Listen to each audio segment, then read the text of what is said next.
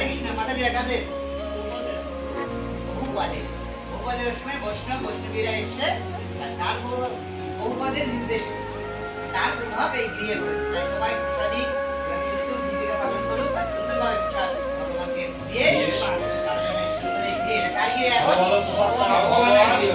কার গৃহে ভগবানের গৃহে ভগবানের গৃহ হলো। তার মালিক ছিল নিজে নিজে, এখন কার কি মালিক কে হয়েছে? যা কিছু হবে ভগবান মালিককে অর্পণ করে সব পাবে।